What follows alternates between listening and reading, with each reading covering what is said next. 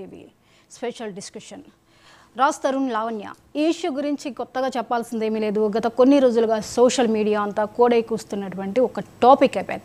ఇది ప్రస్తుతం చాలా హాట్ టాపిక్గా నడుస్తూనే ఉంది. అయితే దీనికి ఆద్యం పోసినట్లుగా ఆర్జే శేఖర్ భాష ఎంట్రీ మరో మలుపులు తిప్పుతోంది. అసలు ఆయన ఎంట్రీ ఏంటి, వీళ్ళిద్దరి మధ్యలో ఆయన మాట్లాడడం ఏంటి, ఏం జరుగుతోంది, అసలు ఇది ఈ కథ అంతా ఎలా మొదలైంది, ఈ కథలోకి ఈయన ఎందుకు వచ్చారు, దీని మీద రకరకాల అభిప్రాయాలు కూడా వ్యక్తమవుతున్నాయి. మరి ఆర్జే భాష ఈ ఇష్యూ మీద ఎందుకంత ఇంట్రెస్ట్ చూపిస్తున్నారు మాట్లాడడానికి, అసలు తనకు తెలిసిన వాస్తవాలు ఏంటి, లావణ్య ఏంటి, రాజ్ తరుణ్ ఏంటి, అసలు వీళ్ళు చెప్తున్నట్లో వాస్తవాలు ఏమున్నాయి, మరి భాషకి శేఖర్ భాషకి ఎంతవరకు తెలుసో మనం ఈ డిస్కషన్లో అడిగి తెలుసుకుందాం. హాయ్ శేఖర్, ఎలా ఉన్నారు? ఈ రకంగా మళ్ళీ లైమ్ లైట్లోకి మీరు రావడం, మీ ఆడియోతో ఎప్పుడు లైమ్ లైట్లోనే ఉంటారు ఆర్జేగా, బట్ ఈ మధ్యకాలంలో ఈ డిస్కషన్స్తో మీరు చాలా లైమ్ లైట్లో కనిపిస్తూ ఉన్నారు. ఇప్పుడు ఈ హాట్ టాపిక్లోకి మీ ఎంట్రీ ఎందుకు జరిగింది? లావణ్య రాజ్ తరుణ్ మధ్యలో మీరు వాళ్ళ ఇష్యూ మీద ఎందుకు మాట్లాడుతున్నారు? రాజ్ తరుణ్కి నాకు కొంత పరిచయం ఉంది, అంటే మీడియాలో కలుస్తున్నప్పుడు అలా. అయితే సడన్గా ఒకసారి ఈ ఇష్యూ టీవీలో చూసిన తర్వాత అయ్యో మనడికి ఏమైంది అని చెప్పి అందరిలాగా నేను కొంచెం మెసేజ్ చేశాను. ఇంకొక విషయం ఏంటంటే ఆ కేసు పూర్వపరాలు జస్ట్ మీడియాలో వచ్చిన ఫస్ట్ హెడ్లైన్స్ ఇవన్నీ చూసిన తర్వాత, ఆడియో లీక్ అయిన తర్వాత నాకు అనిపించింది ఏంటంటే కొంచెం సైకోటిక్ బిహేవియర్గా ఉండింది ఈ అమ్మాయి, ఎవరు గట్టిగా అరుస్తోంది, బూతులు తిడుతోంది, ఇవన్నీ కూడా చూసి నాకు ఇలాంటిదే నా లైఫ్లో ఒకటి జరిగింది. సో నేను డీల్ చేసిన విధానం నాకు అంతా గుర్తుంది. ఇలా ఎవరి మీద పడితే వాళ్ళ మీద కేసులు పెట్టడము, తప్పుడు ఆరోపణలు చేయడం, ఇవన్నీ కూడా నేను అంటే మీరు వ్యక్తిగతంగా ఫేస్ చేస్తున్నాను, చాలా క్లియర్ దగ్గరగా చూస్తున్నాను. అది అయిన తర్వాత ఇలాంటి బాధితులు కొంతమంది ఎవరైతే నా దగ్గరికి వచ్చారో వాళ్ళకి నేను సహకారం అందిస్తున్నాను. సో నాకు తెలిసిన లీగల్ డొమైన్లో మా నాన్న అడ్వకేట్ కాబట్టి కొంతమంది తెలుసు, వాళ్ళ ద్వారా వీళ్ళకి కొంత సహాయం అందిస్తున్నాం. అయితే ఈ రాజ్ తరుణ్ కేసు అయినప్పుడు నేను రాజ్ తరుణ్కి మెసేజ్ చేశాను, భయ్యా ఇది నాకు ఏదో కొంచెం ఫిషీగా అనిపిస్తుంది, నీకు ఇలాంటిది నేను పంపిస్తానని చెప్పి నేను చేసిన కేసు ఇంతకుముందు ఏదైతే ఉందో దానికి సంబంధించిన లింక్ అంతా పంపించాను రాజ్ తరుణ్కి. పంపించి చూడు నీకేమైనా హెల్ప్ కావాలంటే ఐ కెన్ సీ అని చెప్పి పంపించిన తర్వాత Raj Tarun okay bro I will talk to you అన్నాడు. తర్వాత నుంచి ఫోన్ ఆఫ్, ఎందుకంటే ఒకటేసారి మీడియా వాళ్ళందరూ కూడా అడగడం అన్నీ కూడా. బట్ రాజ్ తరుణ్ మనకి చివరిగా ఇచ్చిన ఇన్ఫర్మేషన్ ఏంటి, అందరి ముందుకు వచ్చి నేను ఆ అమ్మాయి కలిసిన మాట వాస్తవమే, 3 ఏళ్ళు కలుసున్నాము, అప్పటి నుంచి తర్వాత విడిపోయాము. ఆ అమ్మాయి కానీ అప్పటికి మా ఇంట్లోనే, ఆ అమ్మాయి కింద పోర్షన్లో ఉండేది, నేను పై పోర్షన్లో ఉన్నాను. నేను షూటింగ్ చేసుకొని పైకి వచ్చేటప్పటికి ఆల్రెడీ ఈ అమ్మాయి వాళ్ళ డ్రగ్స్ బ్యాచ్ అంతా వేసుకొని రచ్చ చేస్తుండేది, రోజు అల్లరి గొడవ ఇవన్నీ చేస్తుండేది. అది భరించలేకుండా పోయేవాడిని నేను. సో తర్వాత నాకు ఈ డ్రగ్స్ కేసు వచ్చిన తర్వాత ఇంకా నా వల్ల కాలేదు, నేను బయటకు వచ్చేసాను. బ్యాడ్ నేమ్ వస్తుంది డ్రగ్స్లో అమ్మాయి పట్టుబడ్డాక, లిటరల్లీ పెడ్లర్గా పట్టుబడ్డాక నేను ఇంకా I don't want to take any chance, నాకు రెప్యుటేషన్ కూడా ఖరాబ్ అవుతుంది అని చెప్పి నేను వెళ్ళిపోయాను అని చెప్పి క్లియర్గా చెప్పుకొచ్చాడు కొన్ని. అయితే చెప్తూ అడిగారు, మరి మీరు రిలేషన్లో ఉన్నారు కదా, ఇలా అమ్మాయిని వదిలేయడం అది ఇది అంటే, నేను రిలేషన్లో ఉండడం ఏంటి భయ్యా, నేను రిలేషన్లో ఉంటే ఇదిగో మస్తాన్ సాయి అనేవాడి మీద నా మొగుడు నాకు కావాలి అని చెప్పి లాస్ట్ ఇయరే ఇది చేసింది అని చెప్పి ఆయన చూపించాడు. ఆయన చెప్పినవి, నేను చెప్పినవి ఇవన్నీ కూడా ఆయన చెప్పినవి. తర్వాత ఒక ఎఫ్ఐఆర్ ఇట్లా చూపించి తీసేసాడు, అది కూడా సరిగ్గా చూపించలేదు. మన వాళ్ళు కూడా దాన్ని కాన్సన్ట్రేట్ చేయలేదు ఎవరు కూడా. అది వెళ్ళిపోయిన తర్వాత ఈ మాల్వి ఇష్యూ గురించి అడిగారు. మాల్వీకి మీకు ఏంటి సంబంధం, మీకు ఏదో ఉంది కాబట్టి ఎవరిని అరెస్ట్ చేస్తున్నారంటే, అయ్యా మాల్వి నిన్నగాక మొన్న వచ్చింది, ఈ మస్తాన్ సాయి అనే అబ్బాయితో ఆ అమ్మాయి ఎప్పుడూ మూవ్ ఆన్ అయిపోయింది, 21 నుంచే వాళ్ళిద్దరికి మధ్య రిలేషన్ ఉంది కావాలంటే అని చెప్పి ఇట్లా చూపించేసి వెళ్ళిపోయాడు. ఇంకా నిజాలు ఎవరు చెక్ చేయలేదు. ఇంకా ఈ అమ్మాయి మీడియా మీద వస్తూనే ఉంది పొలమని, ఇంకా దండయాత్ర చేస్తూనే ఉంది, నాకు న్యాయం జరిగింది అని చెప్పి ప్రతి మీడియాలోనూ కనబడుతుంది. అండ్ ఇంకా సూసైడ్ డ్రామా, నిరాహార దీక్ష డ్రామా, ఇలా రకరకాలుగా రోజుకి ఒకటి వస్తూనే ఉన్నాయి. అయితే దీంట్లో నిజాలు ఎంత ఉన్నాయి, అతను చెప్పిన దాంట్లో అతను సేవ్ చేయాలంటే ఈ ఎఫ్ఐఆర్ ఖచ్చితంగా ఉపయోగపడుతుందని నాకు అనిపించింది. సో నేను నిజంగా అతను బాధితుడిగా అనిపించి ఆ ఎఫ్ఐఆర్ ఏంటి అని చెప్పి నేను నాకున్న సోర్సెస్ ద్వారా I could get that FIR. నా తీసుకొచ్చిన తర్వాత అది గుంటూరు పట్టాపురం పోలీస్ స్టేషన్లో ఉందంటే తీసుకొని స్టడీ చేశాను. స్టడీ చేసిన తర్వాత I turn into like more investigative journalism లాగా అయింది. నేను మీడియా ముందుకి రాలా, మీకు నేను రావడానికి కారణం కూడా నేను నా మానాన్ని నేను రాజ్ తరుణ్కి హెల్ప్ చేద్దామని ఎఫ్ఐఆర్ క్యాపులు తెచ్చుకొని చూడు దీంట్లో ఏ సెక్షన్ ఎట్లా అప్పీల్ అవుతుంది నీకు, నీ మీద పెట్టిన సెక్షన్లు ఏంటి, అవన్నీ అసలు అప్పీలే కావు, ఇవన్నీ కూడాను చూస్తూ ఉంటే ఒక మీడియా ప్రతినిధి నాకు మన మిత్రులు మనందరం గ్రూపే కాబట్టి ఆయన ఫోన్ చేశాడు. ఫోన్ చేసి ఇట్లా దీని మీద ఏమైనా మాట్లాడతారా మీరు అన్నాడు. సరే నాకు తెలిసిన అప్పటికి డీటెయిల్స్ ఉన్నాయి, చాలామంది ఏదో తప్పుడు దారులు పట్టిస్తున్నారు, రాజ్ తరుణ్కి ఎన్ని ఏళ్ళు శిక్ష పడుతుంది ఇది అది కనీసం ఎఫ్ఐఆర్ అర్హత కూడా లేని కేసురా బాబు ఇదని నాకు అనిపిస్తుంది. సరే నేను దగ్గరికి వెళ్ళి చూపించాను సాక్ష్యాలు, ఇదిగో ఎఫ్ఐఆర్, ఆ అబ్బాయి మీద పెట్టిన కేసు, ఆ అమ్మాయి రాసిచ్చిందే ఆ ఎఫ్ఐఆర్ అని చెప్పి నేను చూపించాను. అప్పుడు కేసు టర్న్ అవడం మొదలు అందరూ ఆలోచించడం మొదలెట్టారు. ఈ అబ్బాయి చెప్పే దాంట్లో ఏదో నిజం ఉంది, ఒక ఆధారం పట్టుకొచ్చాడు చూడండి అని చెప్పి చూపిస్తున్నాను క్లియర్గా. అయితే ఎఫ్ఐఆర్ చూపించిన తర్వాత వాళ్ళు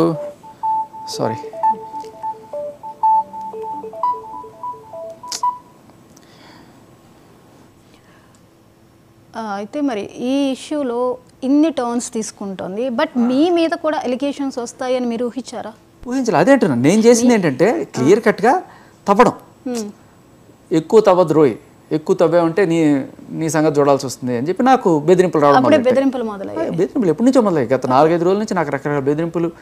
నీ జాగ్రత్త, నీ ఫ్యామిలీ జాగ్రత్త, ఏమో ఎవరైనా నీ దాంట్లో గంజా పెడతారేమో, ఏం జరుగుతుందో ఎవరికి తెలుసు, తర్వాత నేను దాంట్లో పెట్టుకుంటారేమో, జాగ్రత్త అమ్మా, అసలే పెద్ద డ్రగ్ మాఫియా ఉంది దీని వెనకాల. మనకు తెలిసింది ఎంఐ డ్రగ్ నేపథ్యం ఉంది ఆల్రెడీ, పెద్దవాళ్ళే ఉన్నారు, వరలక్ష్మి చాలా రేళ్ళ నుంచి. అదే అన్ని నేను వెలికి తీస్తూ పోతుంటే నేను తీసే కొద్దీ నాకు వార్నింగ్లు వస్తున్నాయి. సో సభాముఖంగా వార్నింగ్లు కూడా వస్తున్నాయి. నీకు ఏం చేస్తావు, నేను మీద డిఫమేషన్ కేసు వేస్తాం, అది చేస్తాం, ఇది చేస్తాం, ఇంకా రకరకాల.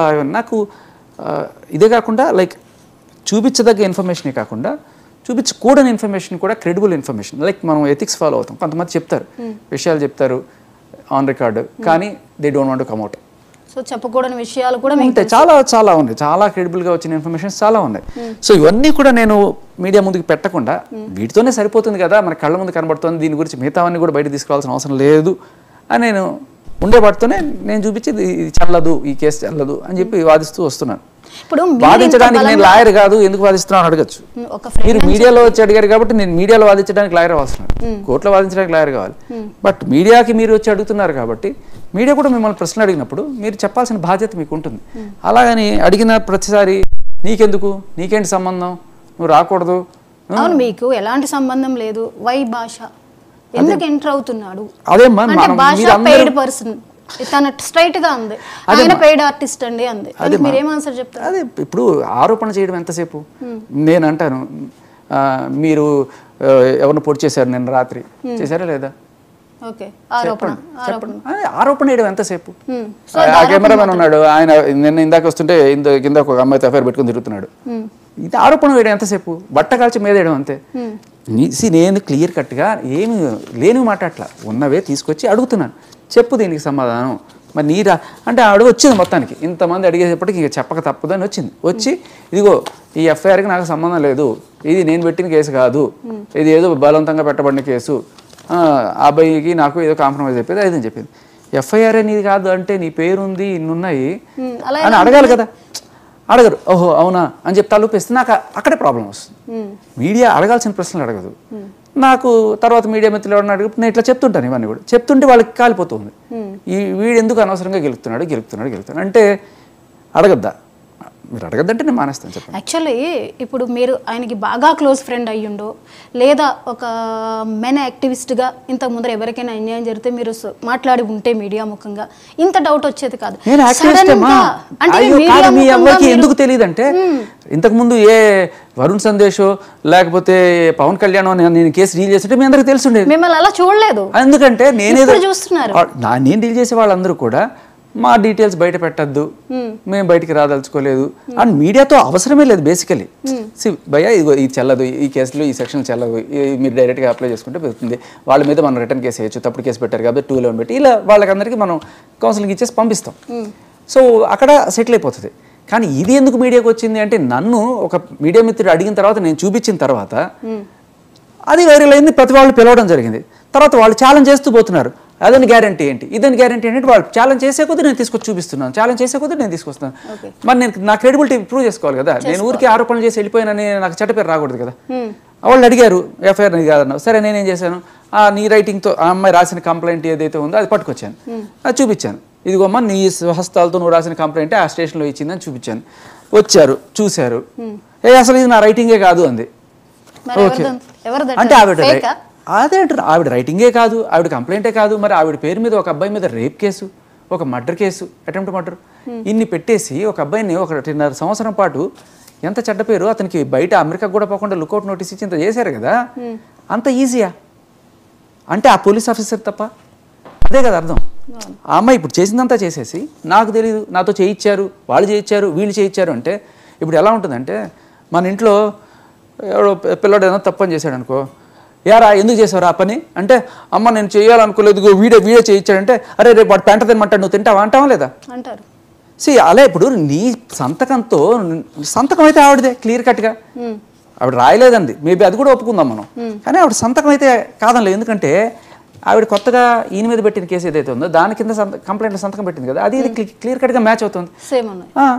సో నువ్వు చదువుకున్నావు, చిన్నపిల్లవు కాదు, అడల్ట్, చదువుకున్నావు, ఏదో ఎంబీఏ అన్నావు, లండన్ అన్నావు, ఏదో అన్నావు, ఇన్ని చెప్పావు, స్పృహ ఉంది కదా, మెంటల్ పేషెంట్ కాదు కదా, అన్నీ సక్రమంగా ఉన్న వాళ్ళు ఈ సంతకం పెట్టి ఈరోజు నాకు తెలియదు, నాకు సంబంధం లేదు, వాడు చేయించాడు, వీడు చేయించాడు అంటే నీ రెస్పాన్సిబిలిటీ లేదా అనేది క్వశ్చన్. అది ఎవరు అడగరే. అవునా అమ్మ, ఓకే అమ్మ అంటే భజన చేస్తున్నారా మీరు, అడగరా అంటున్నా నేను. ఇప్పుడు అమ్మాయి ఉద్దేశం ఏమై ఉండొచ్చు, నాకు రాజు కావాలి అంటుంది. ఎవరికైనా నాకు ఐశ్వర్యరాయ్ కావాలి వస్తుందా అంటే వీళ్ళు తను 11 సంవత్సరాల రిలేషన్షిప్ అంటున్నారు, మీరేమో 3 ఏళ్లే అంటున్నారు, రాజ్ తరుణ్ ఏమో 17 నుంచి మాకు లేదు, ఎటువంటి ఫిజికల్ రిలేషన్ లేదు అంటే ఎక్కడ సింక్ అవట్లేదు. అదే అంటున్నా, తను నోటితో అన్న మాటకి, రాతపూర్వకంగా ఇచ్చిన మాటకి అండ్ మనకి దొరికిన వాయిస్ రికార్డ్స్ ఆధారంగా ఏమి ప్రూవ్ అవుతుంది, తన నోటితో అన్న మాట 11 years. ఇక్కడ ఆ అమ్మాయి రాసిన దాని ప్రకారం మస్తాన్ సాయి మనకి దొరికిన రికార్డు 21 నుంచి షీఈ్ విత్ మస్తాన్ సాయి అని మనకు తెలుస్తుంది. అంటే 21 సరే 22 నుంచి వేసుకోండి, 22, 23 2 ఏళ్ళ నుంచి అండ్ 2.5 ఏళ్ళ నుంచి మస్తాన్ సాయితో ఉంటుందని మనకి ఈ దీని ద్వారా అర్థమవుతుంది. సరే ఇప్పుడు ఇది కూడా బుకాయిస్తుంది, నాకు సంబంధం లేదు అంటే ఇందాక చెప్పినట్టే ఉంటుంది. వాడు చేయించాడు, నాకు సంబంధం లేదు అంటే, వాడు వెంట తినమంటే నువ్వు తింటావా అని అడిగినట్టే ఉంటుంది కదా. రాజ్ తరుణ్ ఎప్పుడూ ఈ విషయాలు ఎందుకు బయటికి వెల్లడించలేకపోయాడు? ఇప్పుడు తనకి ఇష్టం లేదు, ఆ అమ్మాయి ఈ రకంగా మాట్లాడుతుంది, తన ఇమేజ్ని డ్యామేజ్ చేస్తుంది, ఎందుకు కనీసం లీగల్గా ఎందుకు ప్రొసీడ్ అవ్వలేకపోయాడు? చాలా మంచి ప్రశ్న అమ్మా.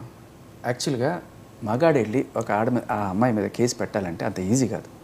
అదే 6 మర్డర్లు చేసి, లేకపోతే డ్రగ్స్ కేసులు వేసుకొని, బ్లాక్మెయిల్స్, ఎక్స్టార్షన్, ఎన్ని కేసులు ఉన్నా పర్లేదు మీ మీద, ఆడవాళ్ళు అయితే చాలు మీరు వెళ్ళి అబ్బాయి మీద అలా కేసు పెట్టచ్చు. తెలుసా మీకు ఈ విషయం? ఇదే మగాడికి ఉన్న దరిద్రపు దుస్థితి మన దేశంలో. అంతేందుకు ఆయన మీద పెట్టిన సెక్షన్ 493 దాని గురించి మీకు చెప్తాను. ఒక అమ్మాయి అబ్బాయి రిలేషన్లో ఉండి ఒకానొక టైంలో అబ్బాయి వద్దు, నాకు ఇంకా చాలు, నాకు వద్దు అని చెప్పి, అంటే ఎప్పుడో అప్పుడు పెళ్లి చేసుకుందాం అని ప్రామిస్ చేసి కనుక ఉంటే ఆ రిలేషన్లో ఉన్నా లేకపోయినా వాళ్ళు అదే చెప్తారు, 4 ఫోటోలు ఉన్నాయి అంటే సస్పిషియస్, ఇంకా పెళ్లి చేసుకుంటానని ప్రామిస్ చేసినట్టే అని వాళ్ళు భావించవచ్చు. పెట్టేస్తారు 493, 10 ఏళ్ళు జైలు శిక్ష, నాన్ బెయిలబుల్, ఇలా ఏవో ఉన్నాయి దానికి. కానీ అది నాన్ కాగ్నిజబుల్ అనే విన్నాను లేటెస్ట్గా నేను. బట్ ఏదైనా అలా పెట్టేయడం అనేది చాలా ఈజీ అమ్మాయిలు అనుకుంటే. ఇదే అబ్బాయి వెళ్ళి, సార్ ఆ అమ్మాయితో నేను కొన్నాళ్ళు కలిసి ఉన్నాను, ఇవాళ అమ్మాయికి ఏదో పెద్దింటి సంబంధం, అమెరికా సంబంధం వచ్చిందని చెప్పి నన్ను వదిలేసి వెళ్ళిపోతుంది, నాకు గుండె పగిలిపోతుంది, నేను ఉండలేకపోతున్నాను, నాకు సూసైడ్ టెండెన్సీ వచ్చేస్తుంది అని చెప్పాను. పోరా, కేసు పెట్టడానికి చట్టంలో కూడా లేదు.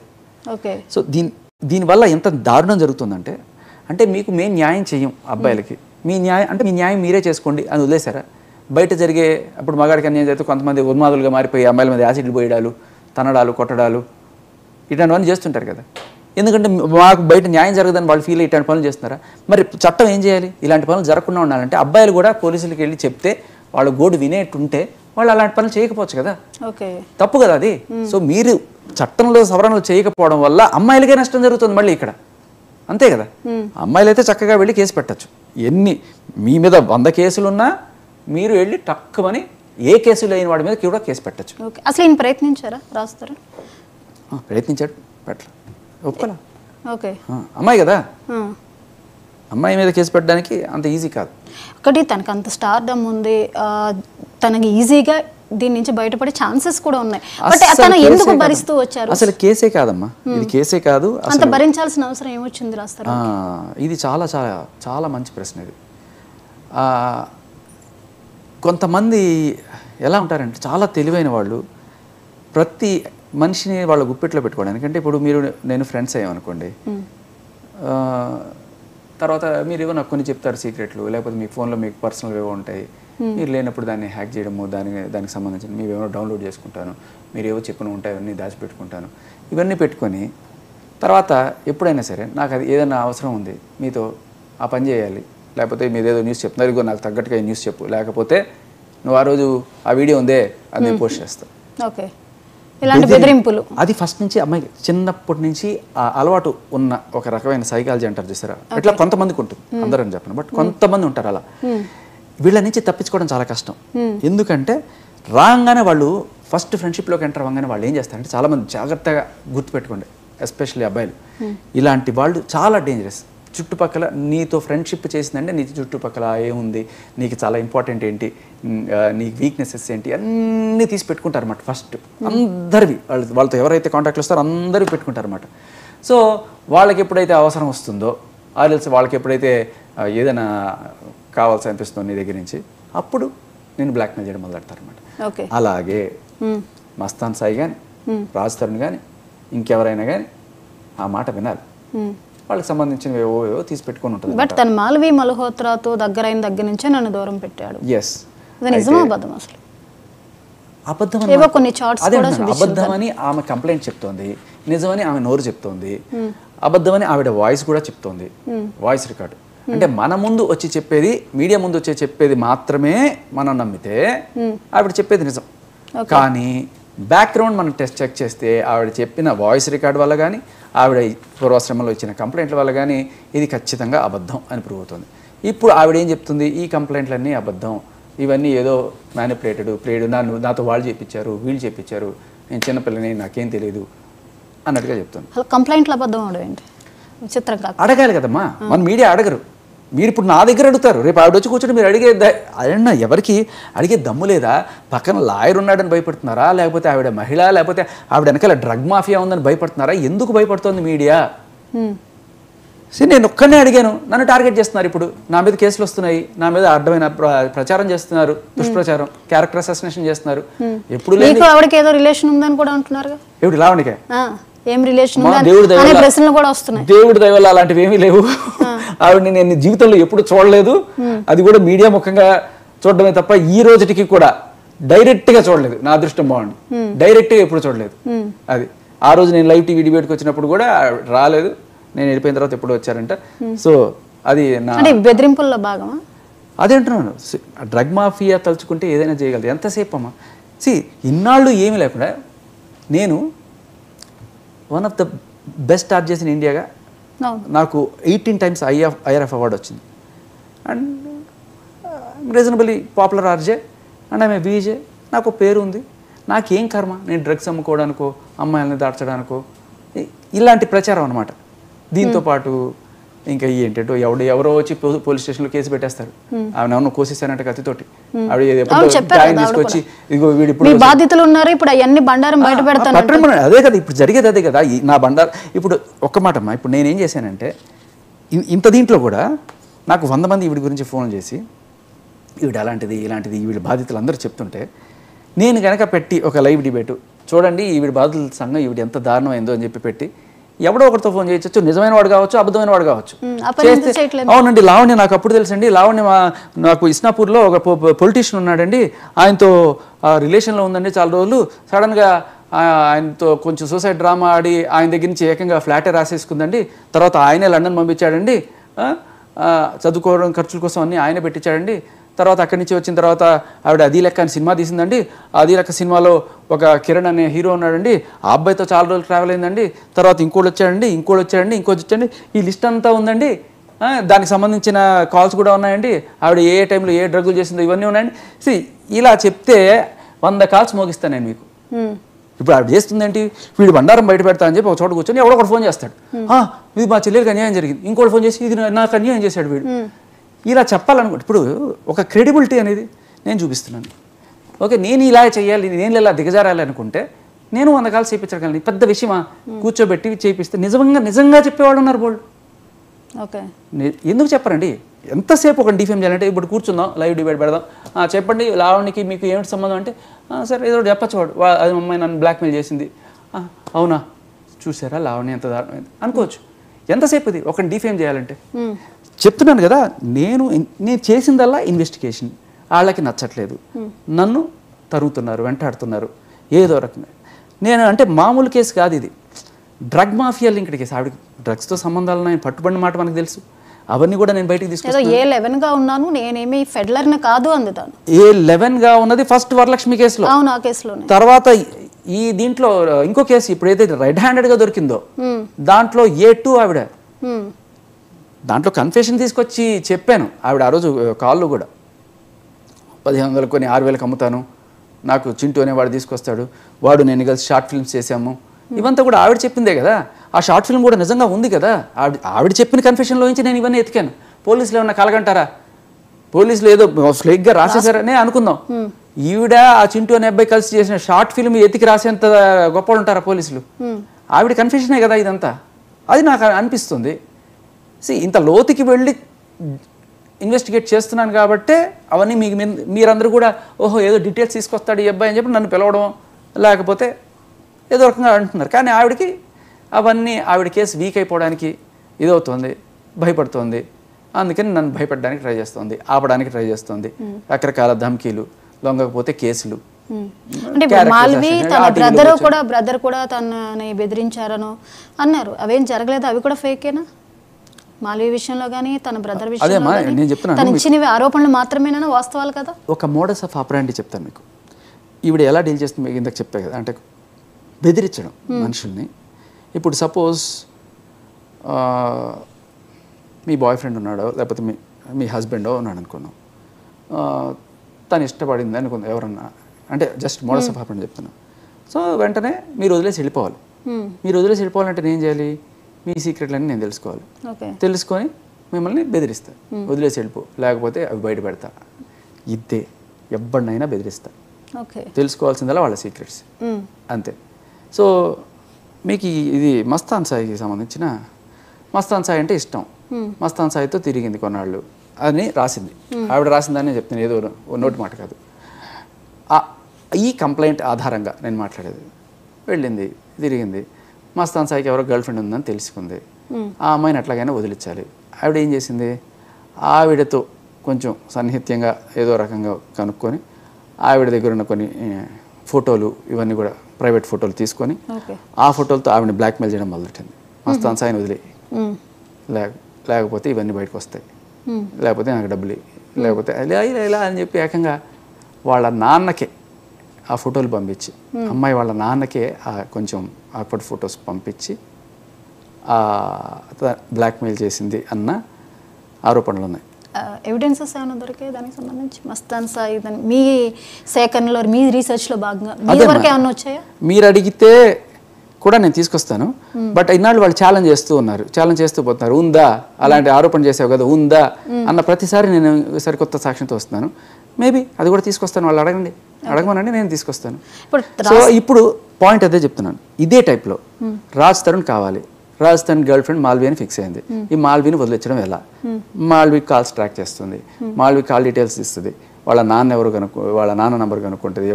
ఇంకా అలాగే మాల్వికి శత్రువులు ఎవరు, ఆ శత్రువులతో చేయగలిపి మాల్విని ఎలా. సో మాల్వి శత్రువులు ఎవరు ఆరాధిస్తే పూర్వాశ్రమంలో ఆవిడకి ఒక యోగేష్ అని ఆయనకి ఏదో ఇదైంది, ఆయన పూర్తి చేశాడు, ఆ జైల్లో ఉన్నాడు. సో వాడు జైల్లో ఉన్నాడు, మరి వాడి తరపున వాళ్ళు రగిలిపోతుంటారు. వాళ్ళ మదర్ ఎవరు కనుక్కుంటుంది. మీరు నమ్మరమ్మా, అంత నెట్వర్క్ చేస్తుంది, మామూలుగా కాదు అది, భయంకరమైన. అందుకనే ఏమీ చేయలేక మూసుకొని కూర్చున్నాడు రాజ్ తరుణ్ అన్నాడు. ఇది ఆవిడ మోడస్ ఆఫ్ ఆపరాండి. సో అంతా కనుక్కొని ఫైనల్గా వాళ్ళని తీసుకొచ్చి, ఎక్కడ ఆ ఊరు, వాళ్ళ నుంచి అందరినీ ఎత్తుకొని వాళ్ళని తీసుకొచ్చి ఇక్కడ అందరూ చూపించి, వాళ్ళ అమ్మ ఏడుపు, నా కొడుకుని అన్యాయంగా ఈ అమ్మాయి జైల్లో పెట్టించిందని చెప్పి మాల్వి గురించి. So basically modus of ఆపరాండి is ఇప్పుడు తన వాడిని తను దక్కించుకోవడం కోసం అవతల వాళ్ళని, అలాగే మస్తాన్ సాయి కేసులో ఆ అమ్మాయిని, మన రాజ్ తరుణ్ కేసులో ఈ అమ్మాయిని, ఇదే అనమాట. ఎవరినైనా సరే చేయాలంటే ఇది పద్ధతి. అయితే రాజ్ తరుణ్ ఎందుకు ఇంత సఫర్ అయ్యి మీడియా ముఖంగా ఇంత ఓపెన్గా ఇప్పుడు మీరు ఇంత డీటెయిల్గా చెప్పారు, ఎందుకు ఒక్కసారి వచ్చి చెప్తే అయిపోతుంది కదా, బట్ ఎందుకు చెప్పలేదు, మేము రిలేషన్లో ఉన్నమాట వాస్తవమైన కొన్ని విషయాలు చెప్పేసి వదిలేశారు, ఎందుకు దాన్ని అంత ఓపెన్గా చెప్పలేకపోతున్నారు? ఇంకా ఏం ఓపెన్గా చెప్పాలి? రిలేషన్లో ఉన్నానంటే ఇంకా వాళ్ళు ఎక్కడెక్కడ తిరిగారు, వాళ్ళు ఎక్కడెక్కడ పాటలు అలానే కాదు కదా, తను చేస్తున్న వేధింపుల విషయంలో కానీ తను మీరు ఇచ్చిన ఎవిడెన్సెస్ కూడా తను ప్రొడ్యూస్ చేసి ఉంటే ఇంకా స్ట్రాంగ్ అయ్యేది. మరి ఎవరు ఇచ్చుంటారు అనుకున్నారు? ఏదో రకంగా లీక్ వాళ్ళ దగ్గర నుంచే అవుతుంది. రాజ్ తరుణ్ లేకపోతే రాజ్ తరుణ్ క్లోజ్ ఫ్రెండ్స్ అక్కడి నుంచే ఖచ్చితంగా. అంటే తన డైరెక్ట్గా ఎందుకు రావట్లేదు? అదే అంటే యాక్చువల్ నిజం చెప్పాలంటే తను అంత భయపడాల్సిన అవసరం కూడా లేదు. ఏదో భయపడ్డాడు, అమ్మో ఇదేదో పెద్ద కేసు అయిపోతుందని. అంటే బేసికలీ బెదిరించే టైప్ కదా మనిషి. ఏదో నీ మీద ఇంకొకటి ఏంటంటే ఈఎంఐ బెదిరించే దాంట్లో కేసు పెడతా, నీ మీద కేసు పెడతా, ఏదో ఆ కేసు పెడతా, ఈ కేసు పెడతా, నేను పెట్టలేకపోతే వేరే వాళ్ళతో పెట్టిస్తా. ఇలా నా విషయంలో కూడా అదే జరుగుతుంది అనమాట. ఇప్పుడు నన్ను కూడా బెదిరిస్తుంది, నీ మీద కేసు పెడతా. అలా చేయరు, వీళ్ళు చాలా తెలివిగా చేస్తారు. అలా చేస్తే ఇప్పుడు నా దగ్గర కాల్ రికార్డ్ ఉంటుంది, నేను పోలీసుల దగ్గరికి వెళ్తాను, సో ఇరుక్కుంటుంది. అలా చేయరు కదా, చాలా ఇండైరెక్ట్గా జరుగుతాయి ఇవన్నీ కూడా. హై లెవెల్ అంత తెలివి తక్కువ అనుకుంటున్నారు ఇంత చేస్తే. మిమ్మల్ని ఏ రకంగా బెదిరిస్తుంది బెదిరింపులు అంటే? అదే ఇప్పుడు కేసులు పెడుతున్నారు, క్యారెక్టర్ అసాసినేషన్ చేస్తారు, ఎక్కడెక్కడ వాళ్ళు వచ్చేస్తారు. 12 ఏళ్ళ క్రితం వాళ్ళు, 13 ఏళ్ళ క్రితం వాళ్ళు వచ్చేసి మాకు అన్యాయం జరిగిపోయింది, తర్వాత ఎవరో వచ్చి చేయి కోసేసుకున్నా అని వాళ్ళు కేసులు పెట్టేయడం. సో ఇది జరుగుతూనే ఉంటుంది. వరదజల్లే ప్రయత్నం చేస్తారు, సమాధానం చెప్పుకోవాలి. వాళ్ళు అడిగితే నేను కూడా చెప్తాను నేను సమాధానం నాకు. కానీ పాయింట్ ఏంటంటే ఎఫ్ఐఆర్ చేసేది కనీసం నాకు తెలియకుండా జరిగిపోయింది. అంటే ఎఫ్ఐఆర్ చేసేటప్పుడు కనీసం అవతల పార్టీకి ఇగో మీ మీద ఒక కంప్లైంట్ వచ్చిందని చెప్పాలి కదా, ఏమీ లేదు. అంటే వాళ్ళ నెట్వర్క్ ఏ రేంజ్లో ఉంది ఆ మాఫియా నెట్వర్క్ అనేది. నేను literally fighting with this network. Raj Tarun కాదు, ఇక మస్తాన్ సాయి అయితే సరెండర్ అయిపోయాడు. ఎందుకంటే డైరెక్ట్గా రేప్ కేసు అటెంప్ట్ మర్డర్ పెట్టిన తర్వాత ఏం చేస్తాడు వాడు? దేవుడు నువ్వు ఏది చెప్తే అది, లాయర్ రమ్మంటే వస్తాడు, ఎక్కడ సంతకాలు పెట్టమంటే అక్కడ పెడతాడు.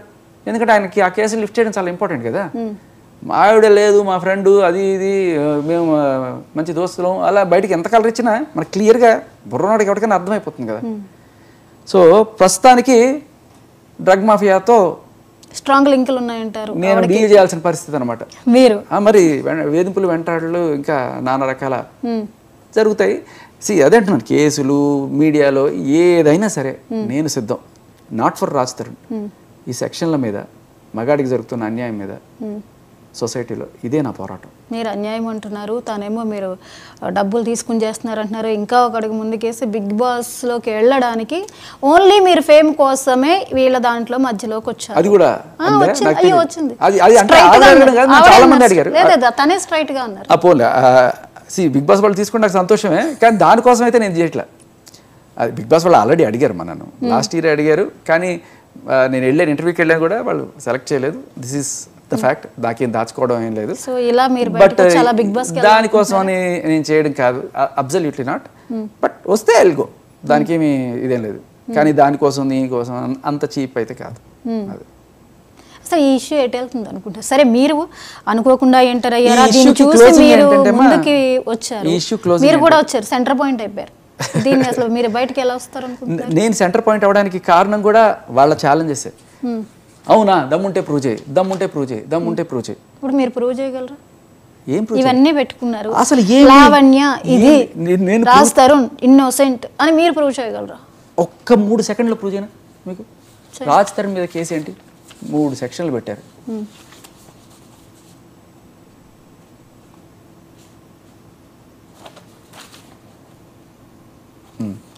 ఏం పెట్టారు? 420, 493, 506. వీటిలో 493 ఒకటే వ్యాలిడ్. ఆ గర్భం ఆ కేసులో ఏం పెట్టలేదు దీంట్లో, అసలు ఊరికి బయట మాట్లాడుతున్నారు తప్ప గర్భం అబార్షన్లు ఏం లేవు దీంట్లో. 493 ఒకటే. 506 అంటే ఊరికే నేను చంపేస్తాను, అది పెద్ద ఇదేం కాదు, చిన్న వార్నింగో ఫైనో, అది దాని గురించి మాట్లాడవలసిన పనే లేదు. 420 చీటింగ్ ఈయన మీద పెట్టిందా లేకపోతే ఇంకెవరైనా A1, A2 ఏమన్నా A3 ఉన్నారో చూడాలి. బట్ ఓ డిస్కషన్, పాయింట్ ఆఫ్ డిస్కషన్ వల్ల 493 అవునా కాదా అనేది ప్రూవ్ చేయాలి. 493 అంటే ఏంటి? ఇందాక చెప్పాను మీకు, ఒక అబ్బాయి అమ్మాయి రిలేషన్లో ఉన్నప్పుడు అబ్బాయి అమ్మాయిని సంసారం చేసేసి పెళ్లి చేసుకుంటానని ప్రామిస్ చేసి తర్వాత చేసుకోకపోతే అది 493 అన్నట్టుగా, అంటే దాన్ని డీటెయిల్డ్గా చెప్పకుండా బేసిక్గా చెప్తున్నాను. దాంట్లో ఇంకా చాలా క్లాజెస్ ఉన్నాయి. కానీ ఇది ఎవరు పెట్టాలి? పెళ్ళి కాని వాళ్ళు పెట్టాలి. పెళ్ళి అయిన వాళ్ళు డైవర్స్ అప్లై చేసుకోవాలి కావాలంటే. లేదు కావాలంటే నా మూడు దగ్గర రావట్లేదని చెప్పి ఏదైనా కేసు వేసుకోవచ్చు. నా మొగుడు నాకు కావాలైతే కేసు వేసుకోవడానికి ఏం లేదు బేసికలీ. తన మొగుడు అంటుంది కదా, అదే తన మొగుడు అన్నప్పుడు 493 ఎలా వర్తిస్తుంది? మొగుడు అని నువ్వే చెప్పినప్పుడు, పెళ్ళైందని నువ్వు చెప్పినప్పుడు నువ్వు పెట్టాల్సిన కేసు అది కాదు. సో ఆ రకంగా అసలు బేసికలీ ఇది చెల్లదు, సింపుల్. ఇంకా రాజధాని భయపడడానికి కూడా ఏం లేదు. కాకపోతే ఏదో అయిపోయిందేమో, పెద్దకి సెక్షన్లు పెట్టేశారు నాకు అని చెప్పి భయపడిపోయి యాంటిసిపేటరీ బెయిల్ వాటి కోసం చూస్తున్నట్టుగా తెలుస్తుంది. మీకున్న ఇన్ఫర్మేషన్ ప్రకారం అసలు వీళ్ళిద్దరికీ పెళ్ళి అయిందా అవలేదా? నాకు అసలు ఏ రోజు వీళ్ళు చెప్పలేదు.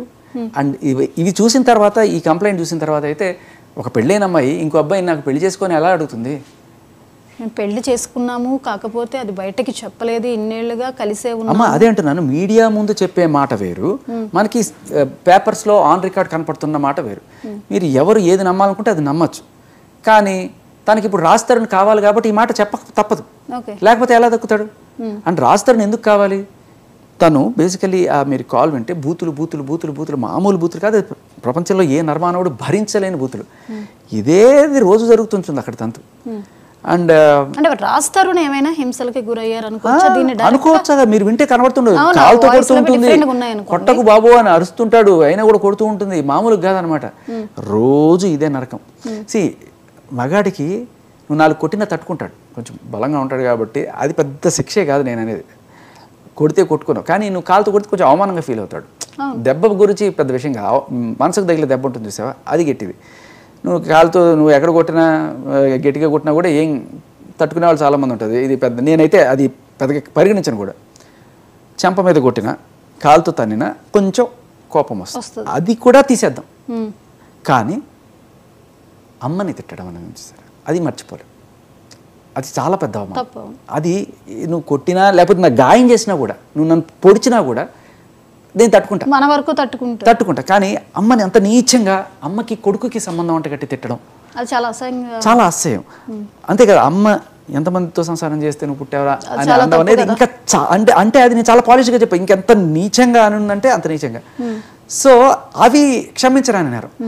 అమ్మ ఏమంటుందంటే, ఇవి మా 4 గోడల మధ్య జరిగిన కాన్వర్జేషన్, దానికి నేను అవమానించినట్టు నువ్వు అట్లా ఫీల్ అవ్వకూడదు, అతను ఏమన్నాడో నువ్వు తెలుసుకోవాలి, అది కూడా పాయింటే కదా, పాయింట్. సో ఇక్కడ ఈ పాయింట్ ఏంటంటే, మన భారతీయ నారి, ఓకే సరే, నువ్వు 4 గోడల మధ్య అంటే నీ మొగుడు నువ్వు ఎంత కొట్టుకున్నా మాకు సంబంధం లేదు, అది నీ మొగుడికి రావాలి కోపం, అంతేగాని వేరే వాళ్ళకి ఈ మీద కోపం రావడానికి లేదు.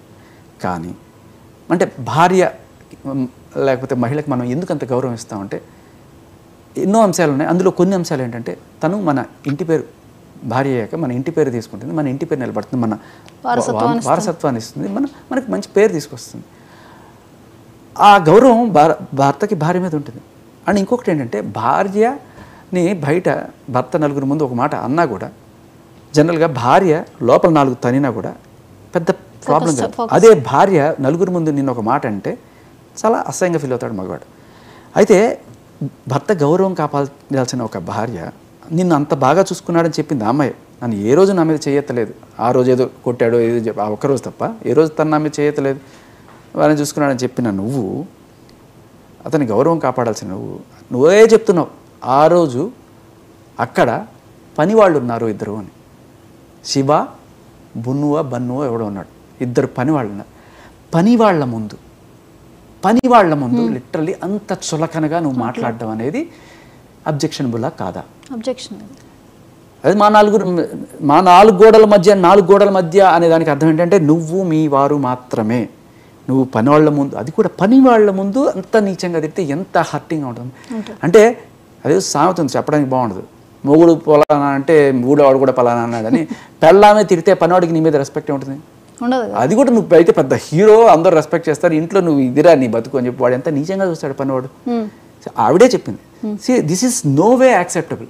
పనివాళ్ళ ముందే కదా మా ఆ అరుపులు వింటే మీకు ఆ కమ్యూనిటీ మొత్తం కనబడతాయి, అందరి ముందు పరుగు తీయడమే కదా.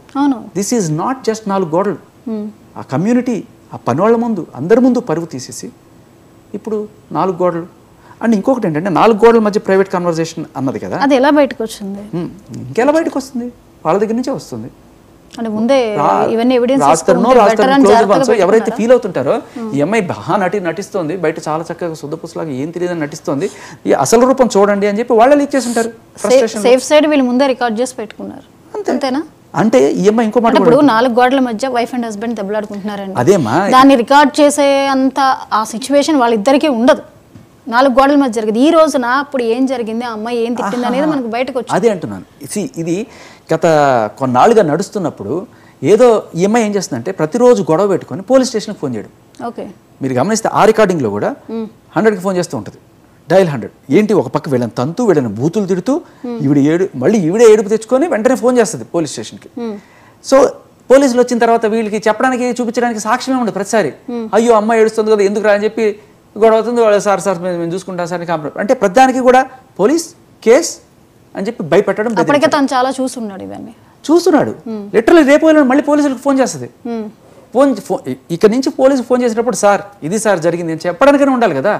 ప్రీ ప్లాన్ కాదు, సేఫ్టీ కోసం అంతే. సో అందుకని రికార్డ్ చేసుకొని ఉంటారు. ఇవాళ ఏదైతే బెదిరింపు మీడియాకి వెళ్ళిపోతా, నిన్ను సర్వనాశనం చేసేస్తా, నీ కెరీర్ లేకుండా చేస్తా, అన్ని అరుపులు వచ్చింది కదా.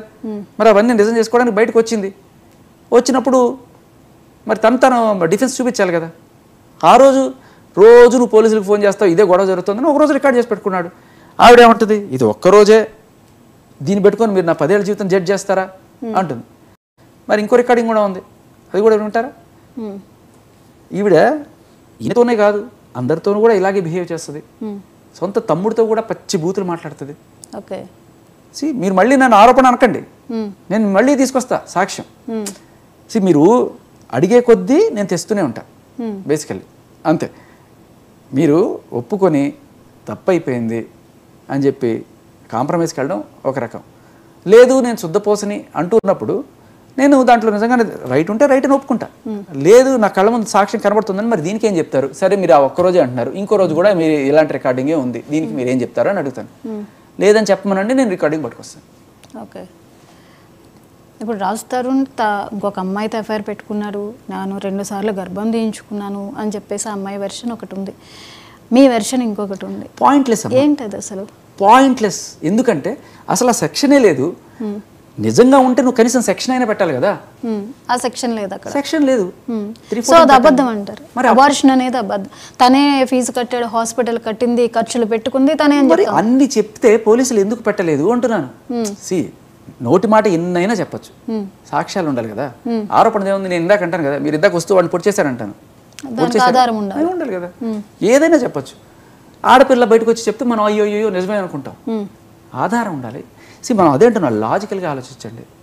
మీరు నిన్న ఆ అమ్మాయి ఒక ఛాలెంజ్ చేసింది ఒక మీడియా ఛానల్లో.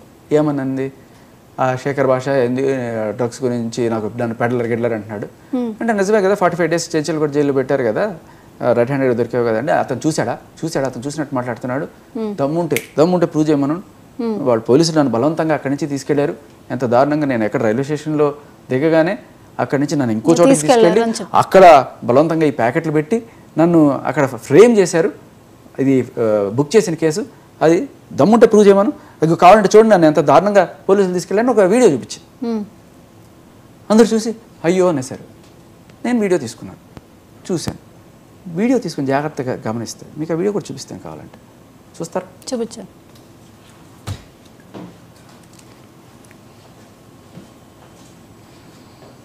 కాదు, వీటి మీకు ఇంత చేస్తున్న ఈ రీసెర్చ్లో తన మోటివ్ మీకు ఫైనల్గా తనకి ఆవిడే ఇస్తుంది. ఇదిగో వీడియో ఉంది, ఓకే అవునా వీడియో చూద్దామని చెప్పి నేను చూశాను.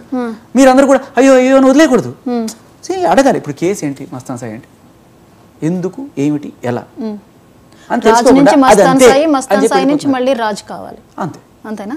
అయ్యో అసలు ఇంతకుముందు మస్తాన్ సాయితో ఉంటూ మస్తాన్ సాయి తనని పట్టించుకోవట్లేదు అని చెప్పి మస్తాన్ సాయి మీద కంప్లైంట్ ఇచ్చి 2 చోట్ల, ఒకటి గుంటూరులో, ఇక్కడ మన షీటీమ్స్లో ఇచ్చి నా మస్తాన్ సాయి నాకు తెప్పించండి, నా మొగుడు నాకు తెప్పించండి అని చెప్పి ఇంత పబ్లిక్గానే ఇంత రచ్చ చేసి, అప్పుడు కూడా మస్తాన్ సాయి మొగుడే రాజు మొగుడే.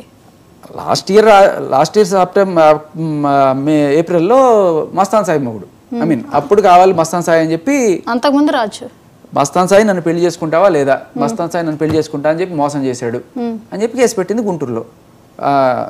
అలాగే నేను పెళ్లి చేసుకోమని అడిగినందుకు కానీ నన్ను చంపేసి తప్పించుకుందాం అనుకున్నాడని ఎఫ్ఐఆర్లో రాశారు. ఆ అమ్మాయి కంప్లైంట్లో రాసింది, ఆ అమ్మాయికి రావడానికి కాదు అని చెప్తుంది ఇప్పుడు, బట్ సంతకం ఆవిడదే. సరే అది పక్కన పెడితే ఇక్కడ షీ టీమ్స్కి వచ్చి ఇదే మళ్ళీ మస్తాన్ సాయి నాకు ఇప్పించండి, మస్తాన్ సాయి అని చెప్పి అక్కడ కంప్లైంట్ ఇచ్చి దానికి రాజ్ తరుణ్ కూడా తీసుకెళ్ళింది. తను ఎలా వెళ్ళాడు అసలు? మామూలుగా రిలేషన్లో ఉన్నారు, ఈమె చెప్పిన ప్రకారం అయితే పెళ్ళైన వాళ్ళు మళ్ళీ మస్తాన్ సాయి కావాలంటే ఈయన వెళ్ళడం ఏంటి? అది ఏంటి అసలు? మనలాగా కుంచిత స్వభావం ఉండదు. They broke up happily. ఇప్పుడు లవ్లో ఉన్నాము, విడిపోయిన తర్వాత కూడా మీరు బాగుండాలి, నేను బాగుండాలి, కలిపి ఇప్పుడు ఫ్రెండ్లీగానే హాయ్ హాయ్ అని పడుకుందాం, ఇది కదా మంచి సంస్కారం.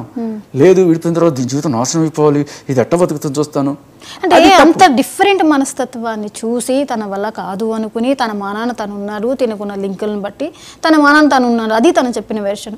సో ఇప్పుడు ఇంకొక వ్యక్తితో రిలేషన్ ఉంది, మళ్ళీ ఆ కేసు విషయంలో ఈయన అంత మళ్ళీ దగ్గరగా వెళ్ళి అంత హెల్ప్ చేయాల్సిన అవసరం ఏంటి? మామూలు మనిషి కాదు, మహామనిషి. నిజం చెప్తున్నాను కదా, ఇదే భలే క్వశ్చన్ అడిగారు. ఎవ్వడు కూడా భరించలేరు ఇతను తప్ప, ఏమి చేసినా అయినా కూడా అంత దానికి కూడా వెళ్ళి మస్తాన్ సాయి కావాలంటే సరే పదమ్మా నేను ఇప్పిస్తాను అని చెప్పి ఈయన ఆవిడతో వెళ్ళి కూర్చుంటే ఎవరు అని అడిగారు పోలీసులు. అక్కడ అడిగితే నా ఫ్రెండ్ రాజ్ తరుణ్, నా మస్తాన్ సాయి నా లవరు అని చెప్పి. ఇప్పుడు సేమ్ రివర్స్, మస్తాన్ సాయి నా ఫ్రెండ్, రాజ్ తరుణ్ నాకు కావాలని చెప్పి. ఇది జరిగింది. జరగలేదని ఆవిడ చెప్పమను. షీ టీమ్స్కి వెళ్ళలేదా, నువ్వు గొడవ చేయలేదా, ఇది కూడా చెప్పు. నేను అడుగుతున్నాను కదా, నువ్వు చెప్పు. కాదంటే దానికి కూడా నేను సాక్ష్యం పట్టుకొస్తాను. నువ్వు అడగాలి, నేను తీసుకురావాలి. బట్ దీనికి నేను చేస్తున్నప్పుడు మీరు ఇవన్నీ నిజమైతే అబద్ధంగా ప్రూవ్ చేసుకోవచ్చు, కానీ దానికి నన్ను టార్గెట్ చేసి నన్ను క్యారెక్టర్ అసాసినేట్ చేసి నా చేసుకుంటే ఏమవుతుంది? నేను ఏదో తగ్గి భయపడతాను అనుకున్నాను, ఇంకా రెచ్చిపోతా, ఇంకా సాక్ష్యాలు పట్టుకొస్తా. ఇప్పటిదాకా ఆన్ రికార్డు ఉన్నవే పట్టుకొస్తున్నా. ఇప్పుడు మీరు చూపించినట్టు నేను చేయాలంటే వాడిని వీడిని పట్టుకొచ్చి కాల్లో మాట్లాడించి ఇట్లా చేయడం ఎంతసేపు నాకు? ఇంకా 100 ఉన్నాయి అట్లాంటివి నేను తీయాలంటే. ఫోటోలు ఉన్నాయి. ఆవిడ గోవాకి వెళ్ళి ఫారినర్స్తో మాట్లాడి వాళ్ళతో జలకాలాడి అక్కడి నుంచి డ్రగ్స్ ముఠాతో కనెక్షన్లో ఉన్న వాళ్ళతోటి ఎలా ఇవన్నీ పట్టుకొస్తుంది. ఇలాంటివి 100 ఉన్నాయమ్మా చూపించాలనుకుంటే. ఇవన్నీ అవసరం లేదు బేసికలీ కేసు సాల్వ్ చేయడానికి. కానీ నా క్యారెక్టర్ అసాసినేషన్ చేసి నన్ను టార్గెట్ చేస్తే ఇవన్నీ కూడా నేను బయట పెడతా ఫ్యూచర్లో. ఎందుకంటే మరి నన్ను ఇది చేస్తున్నప్పుడు నేను చేయాలి కదా, ఆ రోజు కూడా వస్తుంది. నేను చెప్తున్నా కదా, నన్ను అంత అంటే ఇప్పటిదాకా ఎథిక్స్తోనే వెళ్తున్నా, ఉన్న సాక్ష్యాలతోనే మాట్లాడుతున్నా. అంత దిగజారి చెయ్యాలి, వాళ్ళు చేసినంత దిగజారుడుగా నేను చెయ్యాలి అనుకుంటే సీరియస్లీ ఎప్పుడు లేని సడన్గా వచ్చేస్తాయి కేసులు. సడన్గా నా గురించి ఇవన్నీ కూడాను వీడు అలా. కానీ బాధితులు ఉన్నారు, ఒక్కొక్కళ్ళు తను అప్రోచ్ అవుతున్నారు అంటున్నారు. సో అయితే ఇక్కడ నేను మీకు సారీ మర్చిపోయి మనం డైవర్ట్ అయిపోయి నిన్న వీడియో చూపిస్తాను మీకు.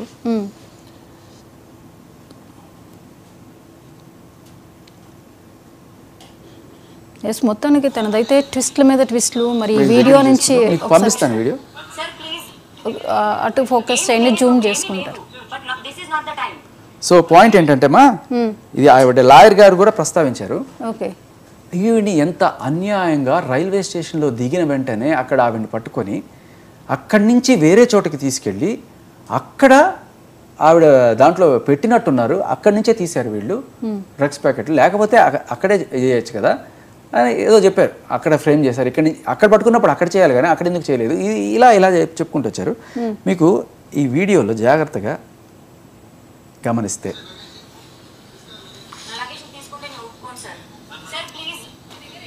జూమ్ చేయండి.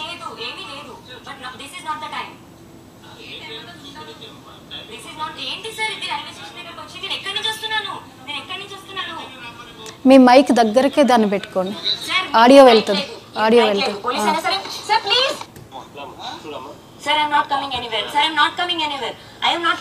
కొంచెం కిందకి, కొద్ది కిందకి పెట్టండి, దగ్గరికి కిందకి పెట్టండి. మా ఇంట్లో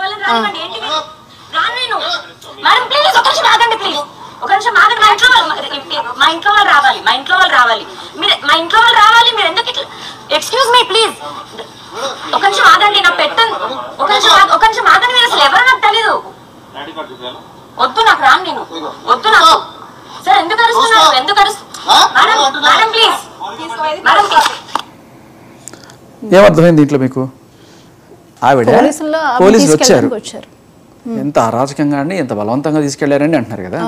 పాయింట్ ఏంటంటే వాళ్ళు మీరు జాగ్రత్తగా మళ్ళీ ఆడియో కూడా వినండి. మీరు జాగ్రత్తగా వింటే ఆడియోలో వాళ్ళు చూపించమ్మా మేము చెకింగ్కి వచ్చాం అని చెప్పి అన్నప్పుడు నో నాట్ దిస్ టైం అని ఏమీ లేదనలా. జాగ్రత్తగా వినండి, నాట్ దిస్ టైం అంది.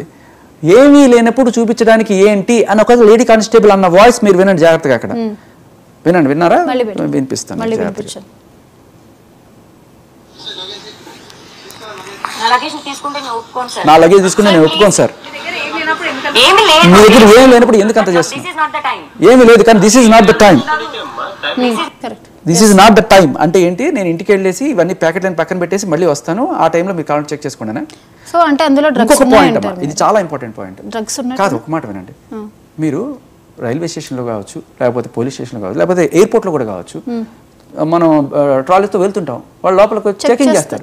చెకింగ్ చేస్తే మా అమ్మ నాన్న రావాలి చెకింగ్ చేయడానికి అంటాడు ఎవడన్నా? సమస్య లేదు. అమ్మాయి అంటుంది కదా, హే మీరు చెక్ చేయడానికి లేదు, మా అమ్మ నాన్న రావాలి, నన్ను ఎలా తీసుకెళ్తారు? మా అమ్మ నాన్న బ్యాగ్ చెక్ చేయడానికి వాళ్ళ అమ్మ నాన్న రావాలా? బ్యాగ్ చెక్ చేయడానికి ఓపెన్ చేయడానికి ఏంటి ప్రాబ్లం? ఏమిటి ప్రాబ్లం? చెకింగ్ వాళ్ళకి ఇస్తే వాళ్ళు చూసుకుంటారు కదా. నువ్వు రాను అని అక్కడ గొడవ చేయడం మొదలెట్టావు, అందుకనే తీసుకెళ్లారు అక్కడి నుంచి. సో ఎక్కడ ఓపెన్ చేయాలో అక్కడ ఓపెన్ చేయాలి. అంటే ఎక్కడ ఓపెన్ చేస్తారు? మళ్ళీ ఇదే ఉంటుంది, పోలీసులు నన్ను బలవంతంగా ఫ్రేమ్ చేశారనే ఆరోపణ ఎప్పుడైనా ఉంటుంది. అందుకని ఏం చేస్తారంటే పోలీసులు పద్ధతిగా పెద్ద మనుషుల సమక్షంలో ఓపెన్ చేస్తారు, తీసుకెళ్ళి అక్కడ పంచాస్ అంటారు కదా వాళ్ళని, వాళ్ళ సమక్షంలో ఓపెన్ చేస్తారు. ఓపెన్ చేయగానే మేడం బండారం బయటపడింది, తీసుకెళ్ళి రెడ్ హ్యాండెడ్గా చేశారు. 45 days on the spot remand వచ్చింది. ఐ మీన్ అదే జైలు శిక్ష చేశారు. తర్వాత బెయిల్కి అప్లై చేసుకున్నా రాలేదు, ఎందుకంటే అంత రెడ్ హ్యాండెడ్గా దొరికింది. ఇది ఇదే చూపించి మనల్ని కూడా, ఇదే వీడియో చూపించి మనల్ని అందరినీ కూడా చూడండి పోలీసులు ఎంత దారుణంగా, చూడండి పోలీసులు ఎంత దారుణంగా ఉంది. మీరు జాగ్రత్తగా చూడండి. అదే అంటున్నాను, మీడియా మీరు జాగ్రత్తగా చూడండి, మనకే ఇన్ఫర్మేషన్ ఉంటుంది దాంట్లో. ఆ మహానటి ఆ కన్నీళ్లు ఈ డ్రామా చూసి మీరు మోసపోకండి. ఇప్పుడు మీకు అర్థమైందా నేను చెప్పింది? దీంట్లో పాయింట్ ఉందా లేదా? సో ఇదే నేను అడుగుతుంటే వాళ్ళకి కోపం వస్తుంది, వాళ్ళు నన్ను టార్గెట్ చేస్తున్నారు. అది నేను ఇలా దొంగ కేసులు పెట్టుకుంటూ పోండి. ఇదే మీరు చేసేది ఫస్ట్ నుంచి కూడా. మస్తాన్ సాయి మీద దొంగ కేసు పెట్టారని ఇప్పుడు చెప్తున్నారు, రాజ్ మీద దొంగ కేసు, అవునా కదా? అది 493 ఎట్లా పెడతావు నువ్వు? నిజంగా పెళ్ళైందంటే అసలు పెళ్ళే కాలేదు, అన్ని అబద్ధాలే కదా. మస్తాన్ సాయి మీద పెళ్ళి, మస్తాన్ సాయి నేను తిరుగుతున్నాం, ఇవన్నీ కూడా చెప్పావు కదా, అది దొంగ కేసు. ఇప్పుడు నా మీద దొంగ కేసులు, ఇలా దొంగ కేసులు పెడుతూనే పోండి మగాళ్ళ మీద. మగాడు వెళ్ళి ఒక్కసారి నాకు అన్యాయం జరుగుతుంది కేసు పెడతానంటే పా మగాడు తీసుకొని పా కుక్కలాగా పా అని చెప్తాను. అంత దారుణంగా ఉంటుంది పోలీస్ స్టేషన్లో. ఈ చట్టాలు అమ్మ నా ఫైట్ రాజ్ తరుణ్ గురించి కాదమ్మా, ఇదే కేసులో మీకు ముగ్గురు చూపిస్తున్నాను, రాజ్ తరుణ్, మస్తాన్ సాయి, నేను కూడా బాధితుడినప్పుడు ఇలా దొంగ కేసులో పడ్డా. మీరు కూడా మగాళ్ళందరూ కూడా ఇట్లాంటి అందరూ పెట్టరమ్మా, ఆడవాళ్ళు ఎవ్వరు ఇట్లా జనరల్గా చేయరు. 99.9% ఎవ్వరు రారు ఇట్లా, అందరూ మంచివాళ్ళు ఉంటారు. కానీ ఇలాంటి ఒకసారి అంటే ఈ డ్రగ్ మాఫియాలో కావచ్చు, ఏదైనా సరే దాని ఏమంటారు నేరాలు చేసిన వాళ్ళు ఉంటారు చూసారా, వాళ్ళకి ఇదే ప్రవృత్తి అయిపోతుంది. వాళ్ళని పెట్టమంటే పోయి నేను పెట్టేస్తా ఎంతసేపు అని చెప్పంటారు. నా మీద కేసు పెట్టిన అమ్మాయి సంగతి మీకు చెప్పనా? ఆ అమ్మాయి ఏం పెట్టింది తెలుసా కేసు? నాకు ఒక రిలేషన్ ఉండే, నేను ఒక రిలేషన్లో ఉండే, ఆ రిలేషన్లో నుంచి ఇక్కడికి వచ్చాను, ఇక్కడికి వచ్చినప్పుడు నాకు శేఖర్ భాష పరిచయము, వాడు నన్ను ఏదో రకంగా చేసుకున్నాడు, అది చేశాడు, ఇది చేశాడు, ఏదో పెట్టింది. అసలు ఆ అమ్మాయి ఎవరు ఏంటి అని చూశాను. ఆ అమ్మాయి పేరు పడాల లక్ష్మీ నారాయణ అని ఉంది. సరే ఎవరు ఈ అమ్మాయి అని చెప్పి చూస్తే ఆ అమ్మాయి పూర్వాశ్రమంలో 6 మంది మీదకి రేప్ కేసు పెట్టింది.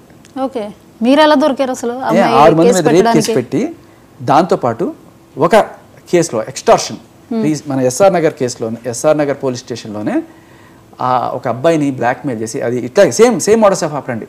ఒక అబ్బాయి వాళ్ళ ఫ్రెండ్ క్లోజ్గా ఉన్న వీడియో ఒకటి కలెక్ట్ చేసింది, అది చేసి వాడిని 5 లక్షలు డిమాండ్ చేసింది. రెడ్ హ్యాండెడ్గా పట్టుకుని ఆ అమ్మాయిని లోపలేసారు. తర్వాత బెయిల్ తీసుకొని బయటకు వచ్చింది. తర్వాత మళ్ళీ కోర్టుకి హాజరవ్వమని చెప్పి ఇప్పటిదాకా 3 సార్లు సంబంధించిన అవ్వాలి. ఈసారి అరెస్ట్ వారెంట్ కూడా ఉంది అమ్మాయి మీద. ఇంతేకాదు, మొగుడిని చేసుకొని పెళ్లి చేసుకున్న 3 నెలలకే మొగుడి మీద 498 పెట్టి, 498 ఏంటంటే అత్తమామలు వేధిస్తున్నారు, వాళ్ళ ఇంట్లో మొత్తం 16 మంది మీద కేసు పెట్టి నన్ను నాకు అబార్షన్ చేయించాడు 3 నెలల తర్వాతే.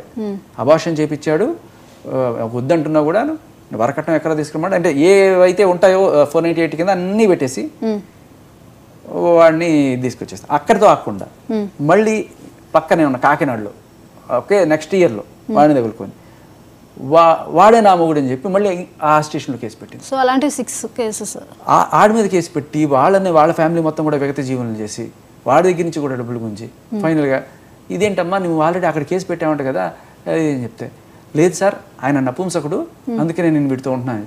మరి నపుంసకుడు అయితే నీకు అబార్షన్ ఎవరు చేశారమ్మా? అక్రమ సంబంధం ఏమైనా పెట్టుకున్నావా? సో ఏమి ఆలోచించారనమాట. ఇన్ని కేసు ఇలా లిటరలీ జైలుకు పోవడానికి రెడీగా ఉన్న అమ్మాయి కూడా వచ్చి మన మీద కేసు పెట్టచ్చు. కానీ మనం వెళ్ళి నా ఒక రెస్పెక్టబుల్ పొజిషన్లో నేను ట్యాక్సీలు కడుతున్నాను, నా పని నేను చేసుకుంటున్నాను, ఇలాంటి వాడు నాకు ప్రాబ్లం వచ్చిందయ్యా అని చెప్పి పోలీస్ స్టేషన్కి వెళ్ళి నేను కేసు పెట్టడానికి వెళ్తే నెల రోజులైనా ఎఫ్ఐఆర్ అవ్వదు అమ్మాయి మీద. అదే అమ్మాయి క్రిమినల్ అయినా సరే వచ్చి ఇట్లా అంటే అవుతుంది. అదే ఈ అమ్మాయి రికార్డింగ్లో మీరు వినొచ్చు, నేను ఒక ఉమెన్ తలుచుకుంటే ఏమి చేయలేరమ్మా అబ్బాయి. అది ఇది మరిగిన తర్వాత ఎలాంటి వాడినైనా అట్లా బెదిరించి ఉంచుకోవచ్చు. ఇప్పుడు అమ్మాయి వెర్షన్ ప్రకారం రాజు వెళ్తే ఇదంతా సాల్వ్ అయిపోద్దా? ఈ కేసుకి ఎండింగ్ ఏంటంటే ఆ అమ్మాయి వెళ్ళిపోవాలి, ఇల్లు ఖాళీ చేసి, రాజు జీవితంలోకి రాకూడదు. అండ్ ఎట్లాగో ఆవిడ డ్రగ్ కేసు ఆవిడకి వస్తుంది, వచ్చినప్పుడు ఆవిడ జైలుకి వెళ్ళాలో ఏదో తేలుతుంది. సో అది కోర్సు. ఇది సెటిల్మెంట్లో అయ్యే వ్యవహారం అయితే కాదు. చచ్చిపోయినా రాజు మాత్రం సెటిల్మెంట్కి వెళ్ళాడు. ఓకే, ఇప్పుడు రాజు వెర్షన్ ఏంటి ఫైనల్గా చెప్పండి. అసలు రాజు ఏమంటున్నాడు? ఇల్లు ఖాళీ చేసి వెళ్ళిపోవాలి అంతే, తన జీవితంలోకి రాకూడదు, దట్స్ ఇట్ అంతే.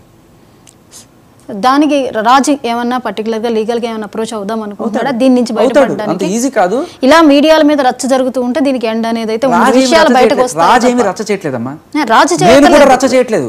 నేను ఏం చేస్తున్నాను, జస్ట్ ఫ్యాక్ట్స్ చూపిస్తున్నాను. మీడియా అంతా కూడా ఆడపిల్ల సెంటిమెంట్కి కరిగిపోయి పోమని భజన చేస్తుంటే, అయ్యా కాదయ్యా నిజం ఫ్యాక్ట్స్ చూడండి అయ్యా, అందరు ఆడపిల్లల్లా కాదు, సాటి మహిళ అనకండి. ఇలాంటి సాటి మహిళ ఎవరికి ఉండదు, ఇలాంటి చెల్లెలు ఉండదు మనకి, ఇలాంటి అక్క ఉండదు, ఇలాంటి భార్య ఎవరికి రావద్దు ఇలా అనిపిస్తుంది. ఆ ఆడియో వింటే అమ్మా ఎవరైనా సరే మొగుడి గౌరవం కాపాడే అమ్మాయి పని మనుషుల ముందు మగాడి తల్లితో అక్రమ సంబంధం అంటకట్టి తిట్టేవాడు ఎవరికి రాకూడదు ఇలాంటి భార్య. తప్పలేదు రాజుతో విడిపోవడంలో. ఓకే, రైట్ అండి. Thank you so much. మీకు తెలిసిన మేరకు పూర్తి అన్ని వివరాలు మీరు ప్రొడ్యూస్ చేసి ఒక మెన్కి న్యాయం చేయాలి అనే ఉద్దేశంతో ముందుకొస్తూ బెదిరింపులను కూడా ఎదుర్కొంటూ ఉన్నారు. మొత్తానికి మరి ఈ కేసు ఎటు టోన్ తీసుకుందో చూద్దాం. మరి ఆవిడన్నట్టుగా మీరు బిగ్ బాస్లోకి ఈ ఫేమ్తో ఎంట్రీ దొరుకుతుందో లేదో కూడా చూద్దాం. బయటే నడుస్తుంది పెద్ద right, thank you so much Shekhar. ఇదండి చూసారు కదా మరి రాజ్ తరుణ్ లావణ్య ఇష్యూ, ఈ మధ్యలో శేఖర్ పాషా ఇస్తున్నటువంటి ఈ ఇన్ఫర్మేషన్, దీని వెనుకున్నటువంటి వాస్తవాలు, వీటి పరిణామాలన్నీ ఈ కేసుని ఎటువైపు తీసుకువెళ్తాయి, రాజ్ లావణ్య ఇష్యూ ముగింపు ఏంటి అనేది అయితే ఇంకా క్వశ్చన్ మార్క్గానే